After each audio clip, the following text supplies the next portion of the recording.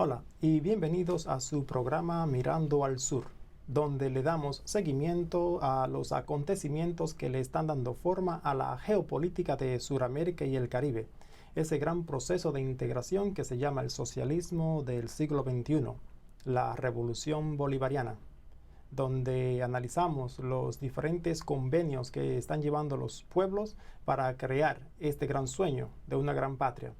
Los convenios como el CELAC, el ALBA, Petrocaribe.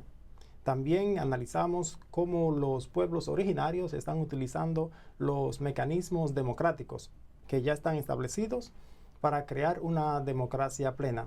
Hablamos de los enlaces culturales de los diferentes pueblos y cómo esos enlaces están ayudando en este gran proceso, en esta gran lucha.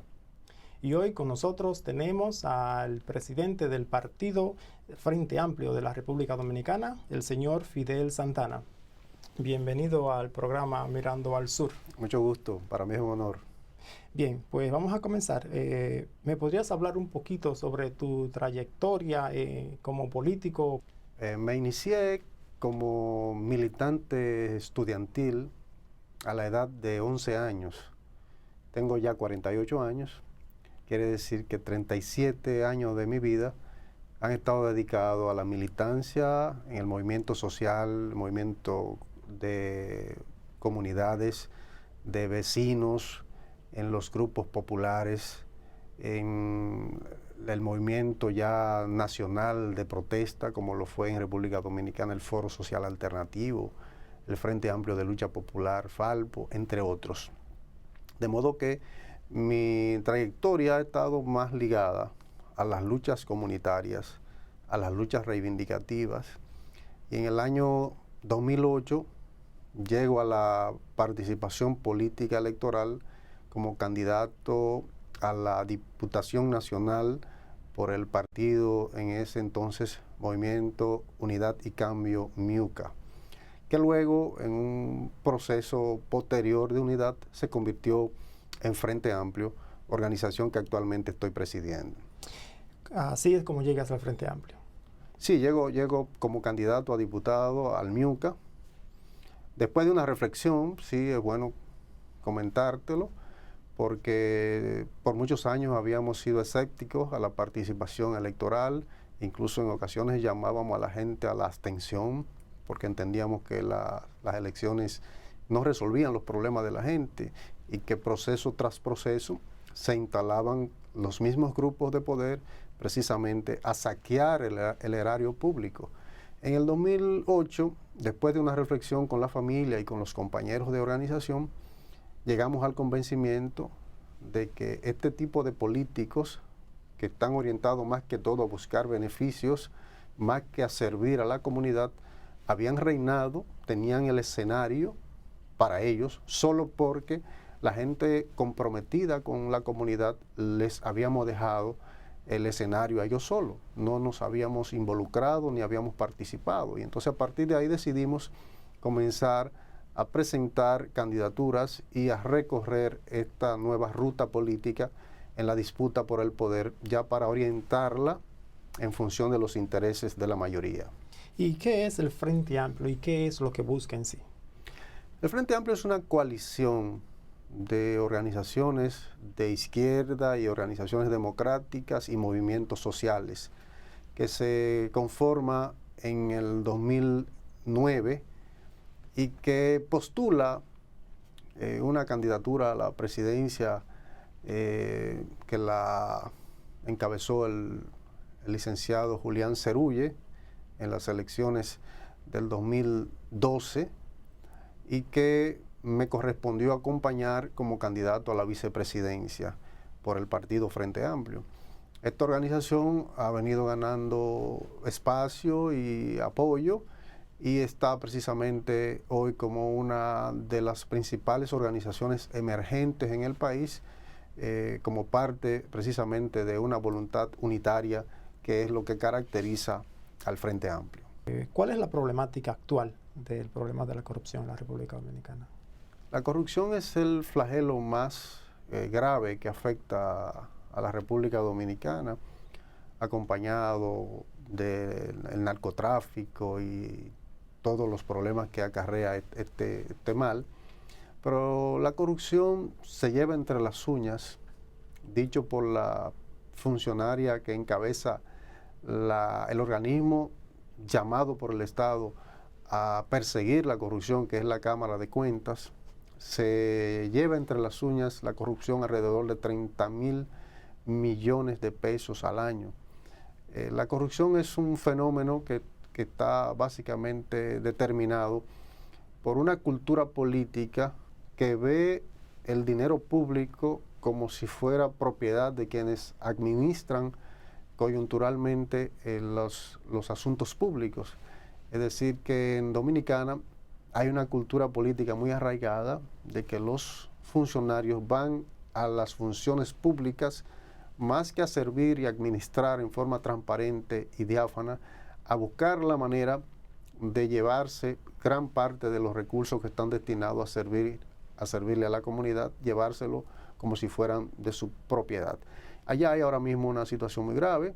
El gobierno que acaba de salir del doctor Leonel Fernández ha dejado una impronta de corrupción sumamente grave, muchos escándalos, mucho dinero público que no se sabe a dónde ha ido a parar, muchas obras, diría todas las obras que fueron implementadas por el gobierno sobrevaluadas, obras que, por decirte un caso, podían costar 30 millones de dólares y aparecían con 100 millones de dólares en el presupuesto. ¿Y tiene algún caso específico? Sí, hay muchos casos. Uno de los más recientes casos y de los más pequeños, denunciados recientemente por un dirigente del propio Partido de la Liberación Dominicana, el partido que está en el poder, es el de un pequeño puente en Bonao, en la provincia de Monseñor Noel, que con un presupuesto de alrededor de 45, 46 millones de pesos dominicanos, terminó siendo pagado a otra firma de ingenieros por 150 millones de pesos. O sea, un puente que le habían dado la obra a un ingeniero para que lo construya. Sí. Por 50 millones de pesos. Exacto. Y el propio ingeniero denuncia que habiéndolo ejecutado en más de 75%, posteriormente se lo asignan y se lo pagan a la firma de ingenieros de Estrella, uno de los grandes constructores del país, muy beneficiado de las grandes obras, se lo pagan por 150 millones de pesos, es decir, más de 100 millones de pesos de sobrevaluación en una obra que ya estaba ejecutada incluso en un 75%. Eso lo denuncia un militante, un ingeniero que es parte del partido en el gobierno. Por decirte algunos casos, ahora mismo están denunciando más de 12.000 millones de pesos dominicanos que fueron pagados en los últimos meses de gobierno de Leonel Fernández por obras que supuestamente ya estaban hechas, que nunca se le puso un bloque, o que están a medio hacer y fueron pagadas como si estuvieran ya hechas. En fin, la carrera de corrupción que ha destacado en Dominicana es sumamente grave. Ahí se señala al ingeniero Félix Bautista, actual senador del país, implicado en muchísimos escándalos de corrupción, tanto en República Dominicana como en Haití, como en Perú, a donde ha ido a parar precisamente las garras de la corrupción que se ha, digamos que entronizado en el Estado dominicano. ¿Qué otra forma de corrupción existe también dentro del gobierno del partido del PLD? Mira, allá está el tema de las llamadas nominillas. El gobierno del PLD ha creado unas nóminas paralelas a las nóminas de los empleados públicos, que está integrada por militantes y dirigentes del partido de gobierno, a quienes el Estado, sin que cumplan ninguna función, ningún trabajo, les paga cientos de millones de pesos cada mes solo por el hecho de ser militantes del partido de gobierno. Esa es otra forma de corrupción. Otras formas de corrupción están determinadas por el financiamiento irregular de la fundación del expresidente Leonel Fernández, Funglode, que esta fundación recibe cientos de millones de pesos de financiamiento por parte de ingenieros contratistas del Estado que para recibir esos contratos deben comprometerse a destinar parte de los fondos de obras sobrevaluadas al financiamiento de Funglode como aportes para que esa entidad funcione. Asimismo, es muy común la sobrevaluación de las compras y suministros del Estado. Es decir, la mayor parte de las entidades públicas, cuando compran bienes o servicios, compran lo más caro, porque todos los suplidores sobrevalúan estos bienes y servicios, a veces en un 100%, porque una parte de esa sobrevaluación se devuelve a los funcionarios contratantes de esos bienes y servicios. Es decir, hay una serie de mecanismos corruptos a través de los cuales los principales funcionarios del Estado se han enriquecido en forma escandalosa y mantienen niveles de vida, incluso salarios escandalosos. Tenemos funcionarios que ganan más de $1 millón en República Dominicana, cuando el salario mínimo oscila entre 6,000 y 11,200 pesos en República Dominicana, el salario que devenga la mayoría del pueblo dominicano, y cuando un salario de 30 o 40 mil pesos en Dominicana es un salario de lujo, y los funcionarios públicos nuestros oscilan entre 350 y 1 millón de pesos de salario. ¿Y eso es legal dentro de la Constitución dominicana? Fíjate que la Constitución nuestra, que ha sido aprobada por diputados y senadores, no otorga un articulado que establezca los montos salariales. Esa es una de las cosas que hay que lograr allá, que los salarios de los funcionarios estén en relación a los salarios del resto de los trabajadores en República Dominicana. Es decir, que un funcionario pueda ganar 10 o 15 veces el salario que gana la gente que produce la riqueza, pero no este escándalo de salarios sumamente lujosos que ni siquiera los presidentes ni los altos funcionarios del Estado norteamericano detentan salarios tan altos como lo ostentan los funcionarios dominicanos. La criminalidad en la República Dominicana es muy alta. Se ha escuchado muchas veces de que oficiales, policías y militares utilizan una forma extrajudicial para saldar cuentas con ya sean criminales o personas que son acusadas de ser criminales. ¿Qué tan pandémico es este fenómeno, esto que está sucediendo con la criminalidad y también rompiendo el orden público de parte de los militares que utilizan el poder que tienen para saldar cuentas o para juzgar y matar a los jóvenes? Ciertamente, el tema de la criminalidad en Dominicana es creciente y uno de los problemas más sentidos y más graves del país.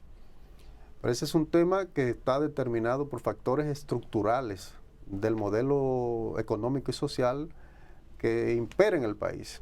Es un modelo excluyente, es un modelo que genera pobreza y que mantiene a más del 50% de la población viviendo con menos de $2 al día, incluyendo un 8% de esa población que vive con menos de $1. Y entonces, ¿Cuántos millones de personas estamos hablando? Estamos hablando, la población dominicana es de 10 millones de personas, millones. Pero hay alrededor de 1.700.000 que se encuentran fuera en la diáspora. Pero estamos hablando de más de 8,5 millones de dominicanos y dominicanas que viven en condiciones sumamente, digamos que graves, de pobreza. Estamos entre los países más pobres de la región. Solo Haití nos supera en muchos de los indicadores de pobreza que existen en América Latina y el Caribe. Y entonces tenemos un modelo que se encarga permanentemente de enrostrarle a las personas que solo existen si consumen, y el modelo no tiene la capacidad de generar empleos y mecanismos de ingresos que le permitan a los seres humanos vivir con dignidad. Y entonces eso lleva obviamente a una presión muy fuerte por buscar dinero para consumir. y asociado al tema del microtráfico, del consumo de estupefacientes, pues se ha venido produciendo un problema de delincuencia, digamos que de cierta importancia. El Estado ha recurrido a la respuesta más simple, que es la represiva, que ataca los síntomas, pero no va a la causa del problema.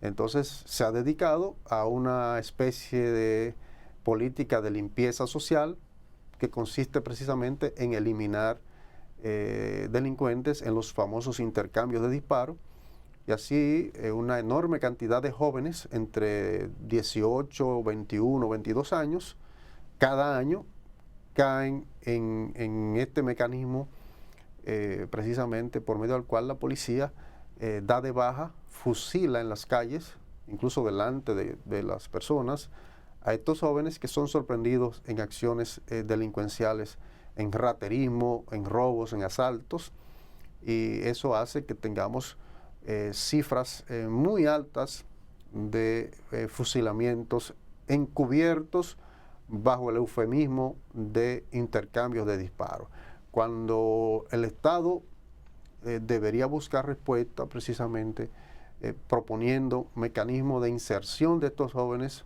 fuentes de empleos, incluso generar mecanismos para que estos jóvenes que ni trabajan ni estudian puedan vincularse a una de estas opciones, apoyados, estimulados por el Estado, de modo que se generen oportunidades para que puedan realizarse como seres humanos en dignidad. Esa es, digamos, que la visión que tiene el Frente Amplio. En Estados Unidos, acá en Nueva York, había un movimiento que se llamaba Occupy Wall Street, ocupando la bolsa de valores.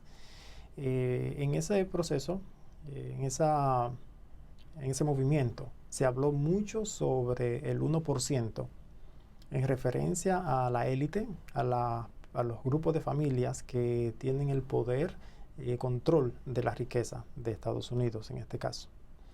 Se da el mismo fenómeno en la República Dominicana. ¿Dónde está acumulada la riqueza de todo lo que se produce? Sí, en Dominicana tenemos 23 familias que son, digamos que los grandes propietarios de la tierra, del sector financiero, de la gran industria. Y luego hay un colchón de propietarios y empresarios medios que entre todos podemos decir que pudieran andar entre un 8% de la población total. Pero esta pequeña porción de la población controla prácticamente alrededor del 40 o el 50% de los ingresos del país. Es realmente una realidad sumamente dolorosa, porque en Dominicana se encuentra sumergida en una situación oligopólica, donde estas pocas familias controlan todo. Por decir algo, una familia tradicional dominicana, como es el grupo Vicini, te controla, por ejemplo, el 64% del negocio de los combustibles. Es propietario de las 3 grandes marcas, Esso, Shell, Texaco, pero también incide en el tema del gas propano. Es propietario de la única empresa de metales, de acero, Metaldón, y tiene un monopolio con el tema del acero en República Dominicana. El mismo acero que en Dominicana cuesta 1,000 y pico de pesos comprarlo, los Vicini lo exportan a Puerto Rico al valor de $6, por decirte algo. Es decir, en Dominicana producen el acero y es más costoso adquirirlo que el precio al que este grupo lo vende en Puerto Rico. Tú tienes ese grupo vinculado en el tema de la leche. La leche te lo tienes vinculado en el tema de los jugos, pero tienes este grupo además en varios ingenios azucareros, lo tienes por ejemplo con el provecho de cientos de miles de tareas de tierra que el Estado le ha otorgado en calidad de arrendamiento, por lo que pagan $1 al año, solo por ponerte un ejemplo.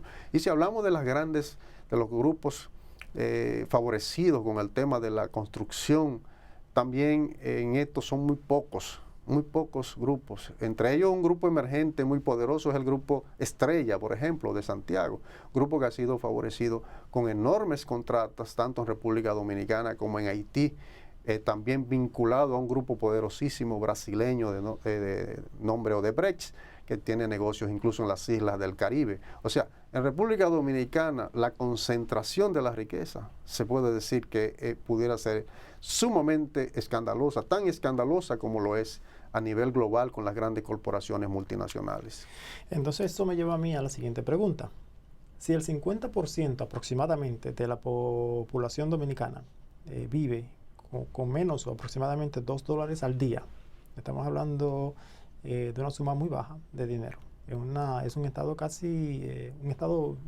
profundo de pobreza, ¿no? Y hay 23 familias aproximadamente que usted menciona, las cuales tienen control de aproximadamente un 40-50% de la riqueza de la República Dominicana, del dinero, del peso dominicano. Claro. De las ventas de hierro, de la venta de leche y otras cosas, ¿no?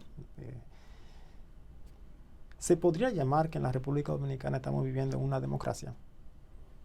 Fíjese, democracia en el sentido estricto de la palabra jamás, porque democracia es gobierno del pueblo.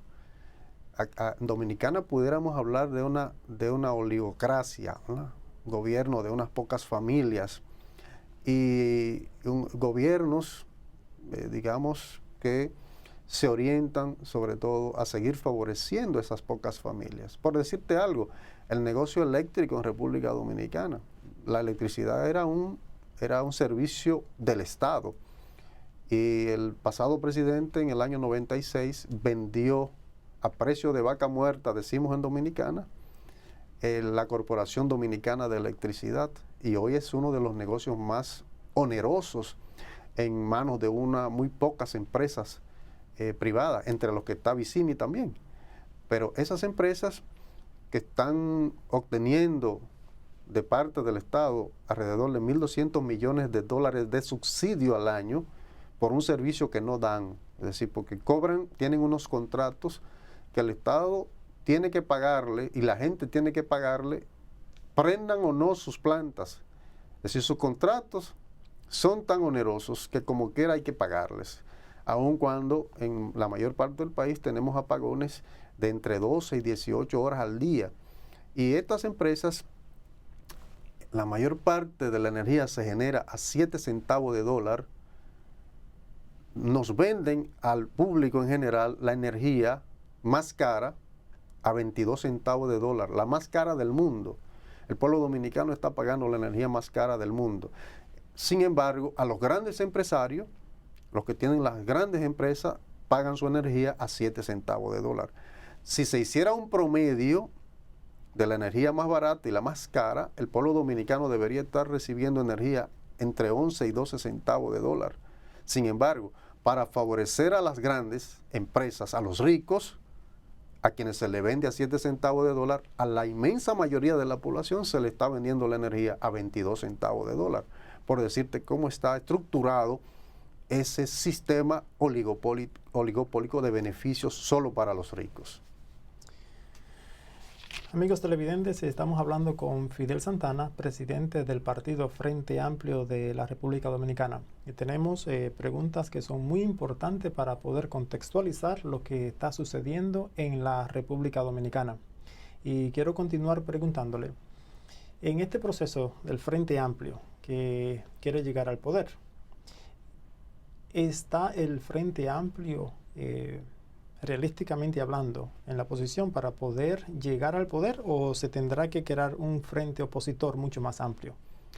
Si nosotros somos una propuesta joven, creemos en trabajar para una opción democrática que ponga al pueblo como protagonista, que deje de ser el Estado dominicano un instrumento solo para que las clases poderosas se enriquezcan cada vez más.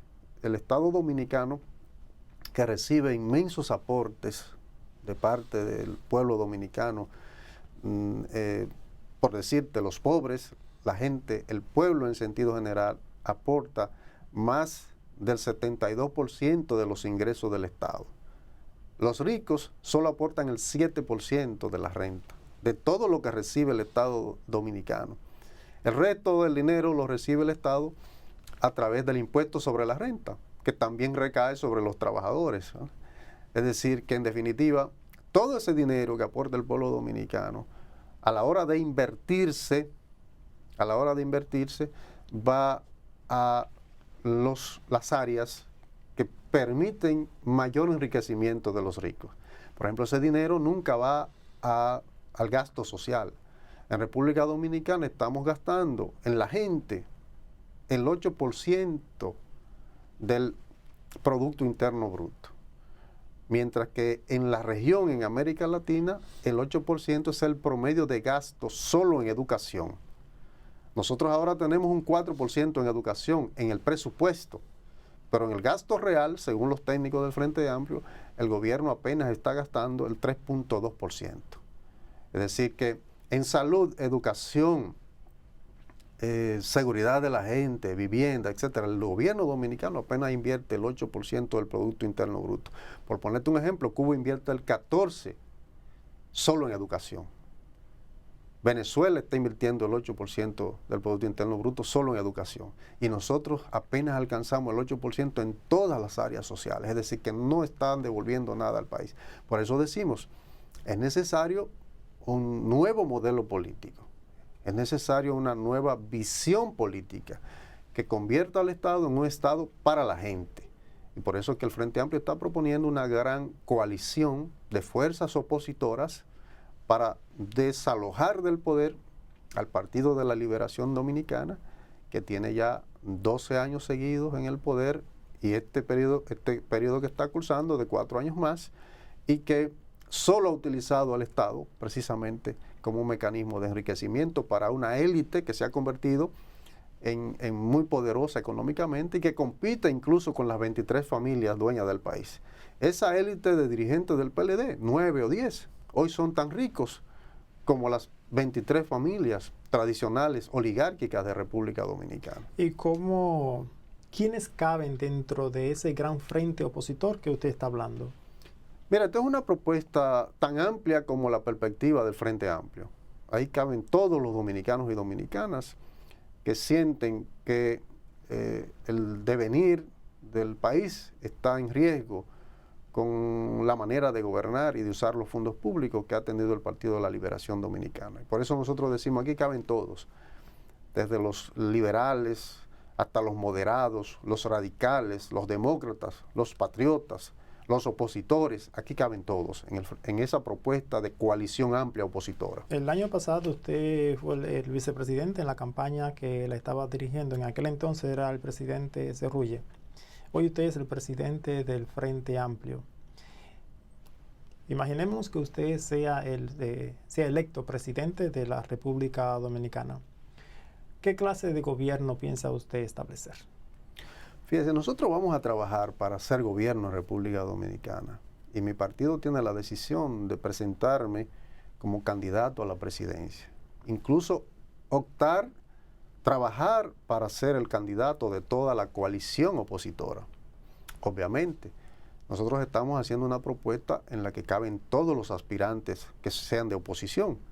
Y entonces nuestra propuesta implica que quien tenga más simpatía y más potencialidad será el candidato de todos. O sea que usted está dispuesto que si otros candidatos de otros partidos que quieren ser parte de este gran frente opositor, quieren correr para ser presidente de ese gran frente opositor, que entonces usted le cedería el puesto.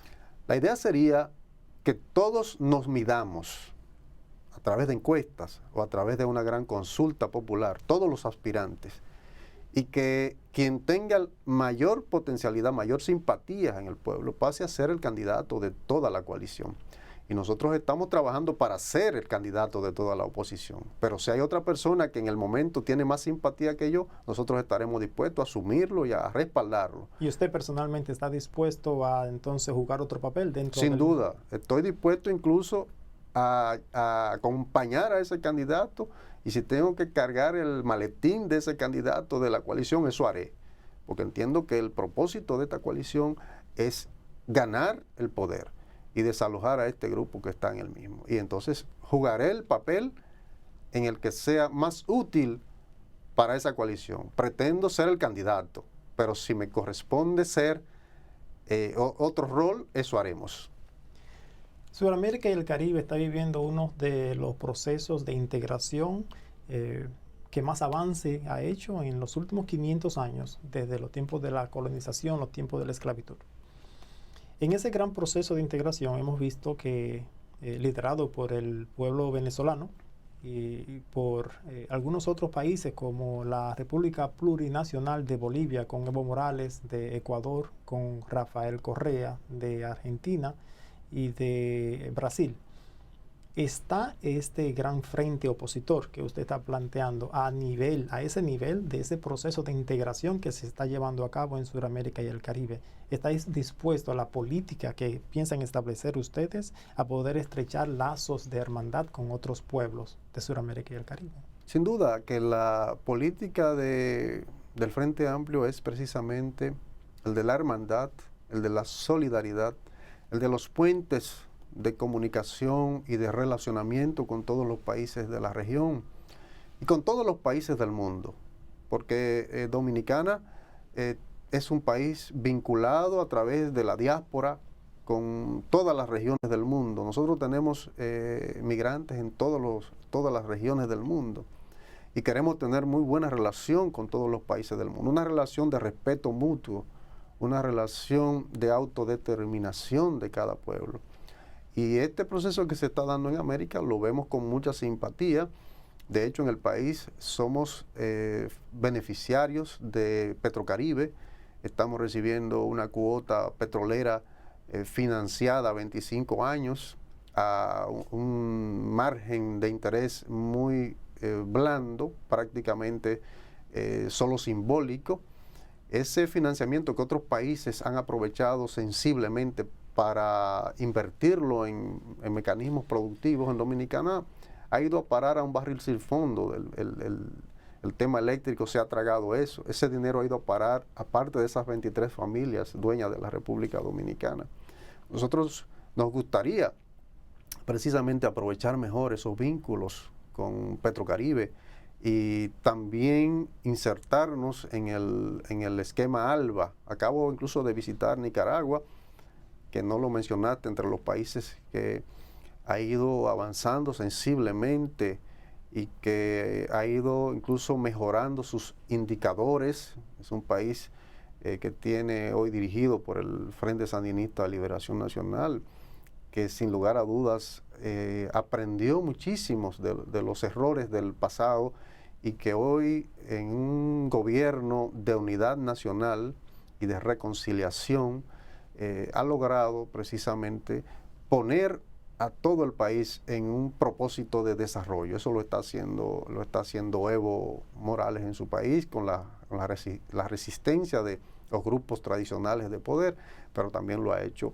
Correa, que ha logrado avances significativos en mejorar las condiciones de vida de la gente. ¿Qué lo llevó a visitar Nicaragua esta vez? Sí, fui precisamente a conocer la experiencia de Albanica, el proyecto precisamente Alba Nicaragua. Es un proyecto que ha estado implementándose en la región. Está Alba El Salvador, está Alba en Bolivia. Yo fui a conocer esta experiencia porque los nicaragüenses están utilizando el dinero de Alba precisamente para invertir esto y estimular la generación de empresas comunitarias que a la vez generan empleo y convierten a la gente en actores protagónicos en lo que es precisamente la generación de recursos para liberarse de las ataduras del subdesarrollo. Y es muy interesante lo que está ocurriendo allí. Muchas personas le tienen miedo a ese proceso de integración. Le tienen miedo al socialismo del siglo XXI.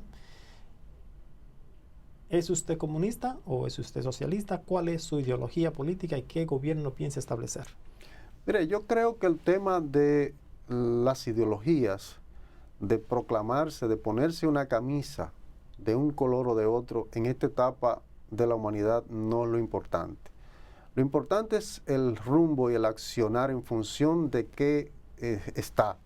si está en función de beneficiar a unos pocos o en función de contribuir a que la inmensa población que navega en la pobreza mejore sus condiciones de vida y su vida se haga digna. No creo hoy pertinente ponerme un sombrero u otro.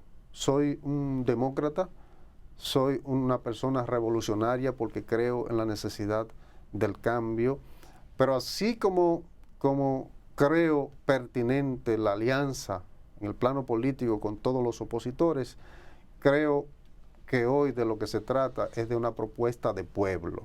Y en una propuesta de pueblo caben los comunistas, caben los demócratas, caben los cristianos, caben los protestantes. Y entonces yo postulo por una propuesta de pueblo en la que la máxima fundamental del quehacer esté orientado por la solidaridad y la vocación de servicio. ¿A qué se debe su visita esta vez a Nueva York? Vine a cumplir una misión de contactos del partido, asimismo a dar algunas conferencias en algunas entidades sociales como el Instituto Duartiano, a la que acudí a hablar sobre la vida y ejemplo del fundador de la Nación Dominicana, Juan Pablo Duarte. Y he aprovechado la visita para participar en algunos programas de televisión, de radio, así como también entrar en contacto con parientes y amigos y mucha gente del pueblo nuestro que se encuentra en estas latitudes buscando un mejor porvenir. Señor Fidel Santana, el Tribunal Constitucional de la República Dominicana dictó recientemente un fallo en contra de los inmigrantes de descendencia haitiana que han nacido en la República Dominicana. Y el fallo dice que aquellas personas que nacieron en la República Dominicana desde 1929 en adelante, hasta hoy, no son considerados dominicanos. Si son hijos de personas inmigrantes que no tenían sus documentos. ¿Qué piensa usted que significa este fallo ante la luz del mundo y qué impacto puede tener eso para nosotros ante el mundo? Lo primero es que es una decisión absurda y anticonstitucional. Ninguna ley puede, digamos que, ser retroactiva, y la Constitución Dominicana hasta el 2010 contemplaba que toda persona nacida en territorio dominicano que no fuera hijo de diplomáticos o que no estuviera en tránsito. El tránsito estaba muy bien establecido también en la ley, porque una persona en tránsito es uno que entra al país pero que se dirige a otro lugar. Entonces una persona en tránsito incluso tenía unos márgenes muy claros de tiempo. Una persona en tránsito es el que permanece por 10 o 12 días en el país rumbo a otro destino. Y entonces la Constitución Dominicana, por derecho, establecía que esta población importante de personas de ascendientes haitianos nacidos en República Dominicana, pues le corresponde la nacionalidad constitucionalmente, por ley. Pero además son personas que cultural y socialmente son dominicanos, porque se han criado ahí, nacieron y se criaron allí, y tienen todas las costumbres, y su identidad misma es dominicana. Y entonces es un crimen realmente pretender dejar a esta población, a este grupo nacional, al margen de la legalidad. Es al mismo tiempo un mecanismo para disimular la pobreza, porque estos grupos, marginados como han estado, también cuando sacan los números de pobreza en República Dominicana, engrosan significativamente los números de los más pobres. Sacando a esto y haciéndolos no nacionales, el país tendría unos índices mejores también en el tema de los indicadores de pobreza. Pero sacando a estos grupos que por su propia condición de marginados y de pobreza tienen una cultura política, digamos que pro oposición, el partido de gobierno también tiene garantizado un mejor desempeño electoral.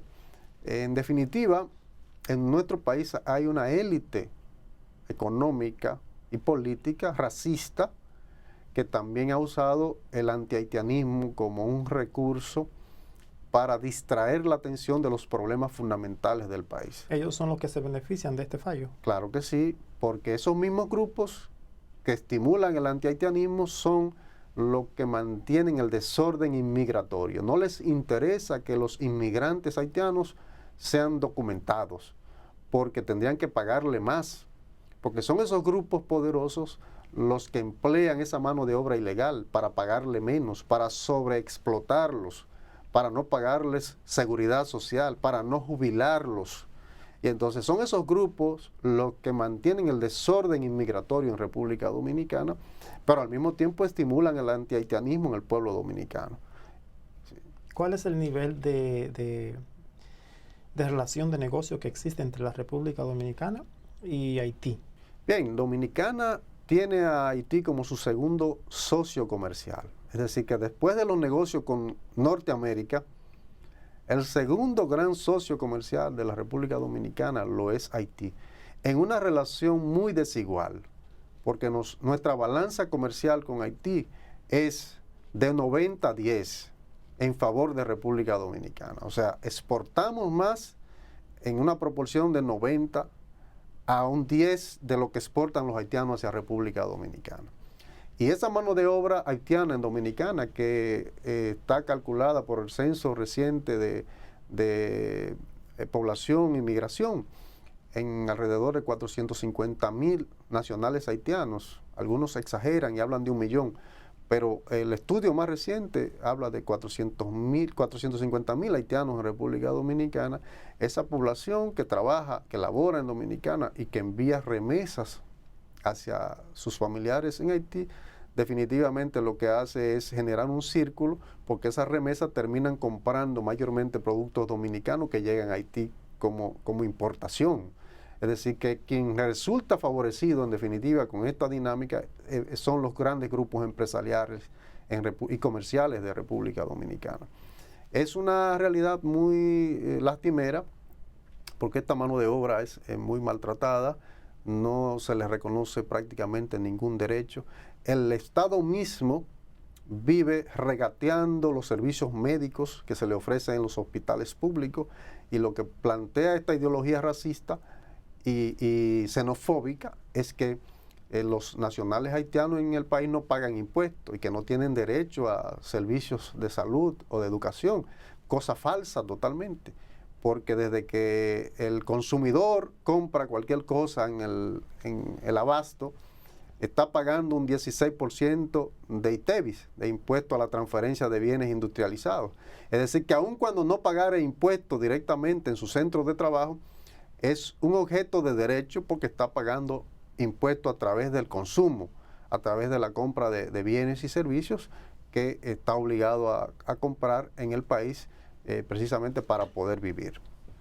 El Frente Amplio, ¿cuál sería la política pública que establecería para tratar el tema de la inmigración y de los inmigrantes que están en la República Dominicana? El único camino posible y viable es el de la regularización de la inmigración, el de establecer unos mecanismos que todo el que entre a nuestro territorio lo entre bajo condiciones, legales, a través de una visa, que exista un control migratorio de quién entra y quién sale, y que todo el que está en el territorio nacional tenga un documento. Si va a trabajar en el país, ese documento obligue al contratante precisamente a unas condiciones laborales y salariales legales también en el país. O sea, el camino es la regularización de la inmigración, no es otro, porque además esta mano de obra haitiana es necesaria en el país, porque está ocupando unos nichos laborales que los nacionales dominicanos no están dispuestos a asumir. Es decir, son los trabajos peor pagados, los trabajos, digamos, de menor calidad, trabajo en el campo, trabajo de construcción peor pagados, en fin. Y ese nicho laboral que fue abandonado por los dominicanos, una buena parte de los cuales emigraron hacia Estados Unidos o hacia Europa, hoy está siendo ocupado precisamente por esa mano de obra inmigrante haitiana. Y quienes más necesitan esa mano de obra son los dueños de ingenios, los dueños de grandes fincas cafetaleras o cacauteras o de arroz, o los grandes constructores que emplean esta mano de obra y abusan de su condición irregular. Y por tanto, un gobierno del Frente Amplio propondría un acuerdo que regularía esas relaciones, documentaría a cada ciudadano haitiano viviendo en República Dominicana, y eso permitiría una situación, digamos, de mejor condición de vida para ellos mismos. ¿Quiénes se benefician detrás de esto? ¿Usted piensa que esa persona tendría miedo y se perjudicarían si se legalizan o si se lleva esa reforma de migración donde se controlaría mejor los inmigrantes y se le daría los papeles, ¿no?, para que tengan un estado migratorio legal? ¿Sería algo beneficioso al final para la República Dominicana o sería mejor como está ahora con respecto a no solamente a la condición de vida, pero económicamente? Fíjate que hay dos fenómenos. Uno es el de los inmigrantes haitianos y otro es el de los nacionales dominicanos de ascendencia haitiana. Son dos fenómenos. Esta nueva resolución o este fallo de la Corte Constitucional es contra los derechos de los nacionales dominicanos de ascendencia haitiana, que afecta porque niega la condición de ciudadanía nacional a estas personas que por 3 generaciones nacieron y se criaron y viven en la República Dominicana. El otro tema es el de los inmigrantes ilegales. Nosotros obviamente estamos postulando porque esta decisión contra los nacionales de ascendencia haitiana quede sin efecto, porque es un absurdo y se les reconozca los derechos y por tanto los documentos de identidad, porque el gran problema de estos dominicanos es que no se les otorga documentos de identidad dominicanos y están en un limbo jurídico porque ni se les reconoce como dominicanos, pero tampoco son haitianos, es decir, que son personas en estos momentos en un estado de parias viviendo en su propia tierra, ¿no? No se les reconoce la condición de tal. Con el tema de la documentación, obviamente, estas personas exigen su documentación. Quieren que se les reconozca y se les entregue su cédula y su acta de nacimiento como dominicanos. Ese es un tema que hay que resolverlo. El otro tema es el de documentar a los inmigrantes, digamos que irregulares, porque no se puede hablar de inmigración ilegal. Inmigrar no es un delito. O sea, moverse de un país a otro no es un delito. Puede haber inmigración irregular, porque no se ha hecho en base a los procedimientos que el Estado establece para regular la entrada de extranjeros. Y entonces nosotros, ¿qué es lo que propondríamos? Regularizar esa entrada de extranjeros a República Dominicana, dotando a cada quien de un documento de identidad y además controlando a través de los mecanismos que el Estado tiene, precisamente los lugares de trabajo donde estas personas ejercen cualquier tipo de oficio, el pago justo, la incorporación de esta gente a la seguridad social para que los empresarios aporten lo que tienen que pagar para velar por la seguridad social de estos trabajadores extranjeros, y entonces el Estado velaría porque esta gente vivan en las condiciones en que deben vivir los seres humanos, no importa el origen nacional que tengan, que lleguen a cualquier país a vivir y a trabajar. O sea que el gobierno demandaría o querría que a los inmigrantes haitianos se le dé el mismo trato que el gobierno exigiría que se le den a los inmigrantes dominicanos en otros países. Claro que sí. Donde se les reconoce su estatus. Aún así, muchos de los inmigrantes dominicanos llegan sin papeles. Sí, pero en muchos países, bueno, aquí mismo en los Estados Unidos hay una lucha por la regularización de los inmigrantes que no tienen papeles. Y los dominicanos desde allá apoyamos ese deseo de los dominicanos de dotarse de su documentación, de poder regresar a su país teniendo documentos que les permitan volver. Entonces, los haitianos que ejercen alguna labor en Dominicana, estoy seguro que estarían contentos de que el Estado les provea de estos mecanismos de regularización. Pero es el Estado mismo el que no quiere regularlo, porque si los regula, elimina el peaje. Cada vez que un haitiano entra a la República Dominicana, tiene que pagar decenas de miles de pesos en el tránsito, en todos los controles militares, va dejando dinero. Y así en cada cosa tiene que dar dinero. Es un mecanismo de extorsión que desde el Estado mismo está instalado con el tema migratorio en la República Dominicana. Vamos a hablar un poquito sobre este proceso de integración de Sudamérica y el Caribe. Le pregunté anteriormente si usted se identificaba con alguna ideología política. Usted dijo que en este punto en la historia donde estamos viviendo ahora, sería algo absurdo decir yo soy comunista o yo soy socialista. Usted se identificó como un demócrata. En ese proceso de integración, ¿cuáles cambios haría usted en la República Dominicana para poder ser parte de ese proceso? Bien, primero te aclaro, no considero absurdo que grupos humanos se consideren comunistas o socialistas. Más bien respeto esa decisión, los saludo, que la gente asuma una ideología, un proyecto.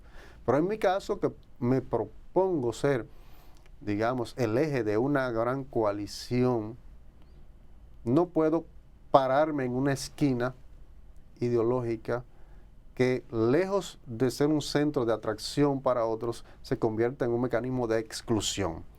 Mi propuesta es precisamente la de una amplia coalición democrática, y en ella caben todos. Y por eso yo no me sitúo en ninguna de las esquinas ideológicas que pueden ser un factor de exclusión más que de inclusión.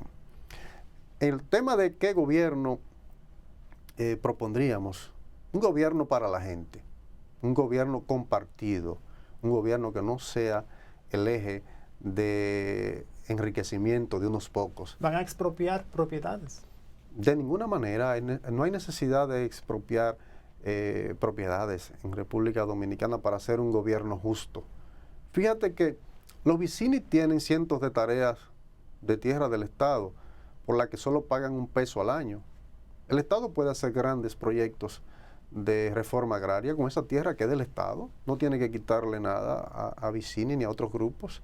Solo con la tierra que es del Estado es posible reactivar la producción agrícola en República Dominicana. Y eso es una de las tácticas que utilizaría para incrementar la producción económica. Es obviamente que nosotros tenemos una estrategia que se orienta hacia una economía de producción que abandone la lógica de ser un país solo de consumidores.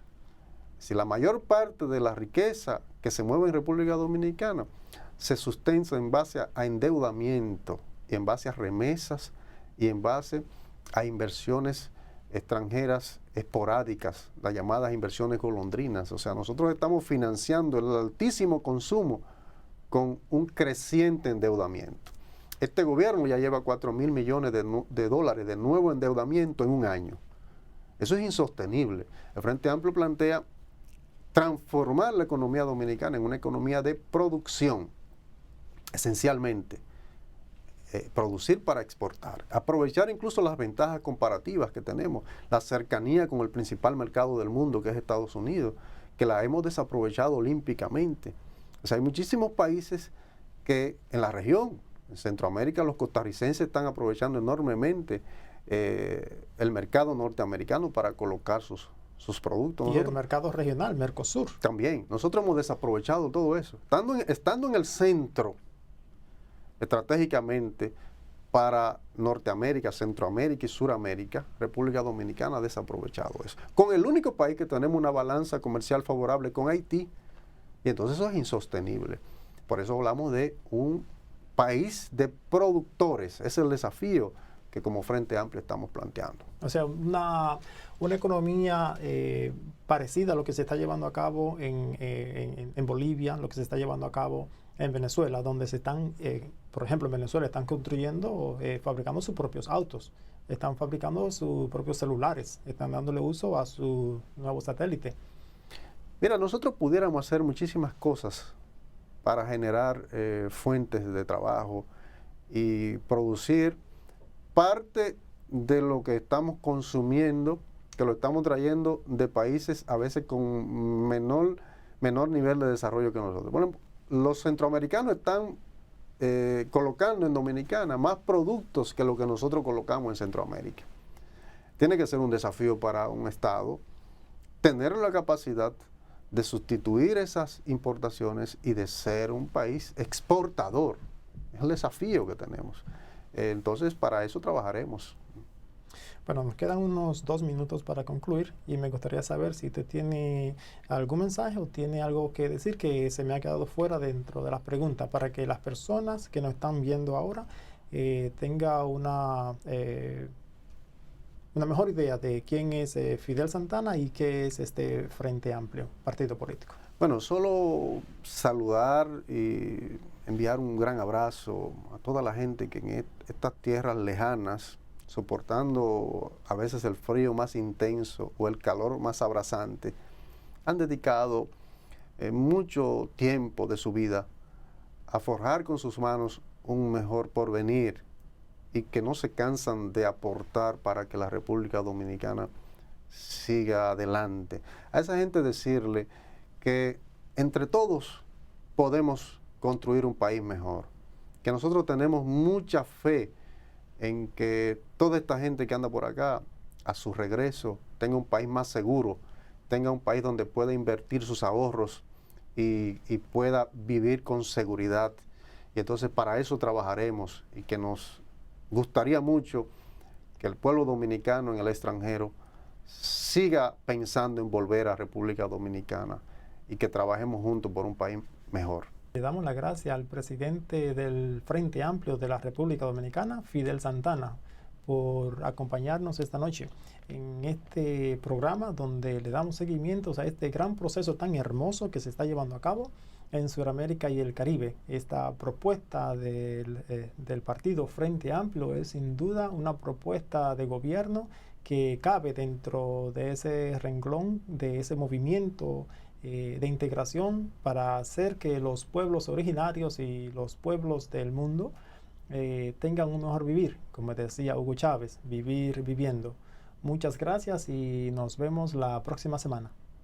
Qué bonita es, ay, qué bonita es esta patria grande, qué bonita es, qué bonita.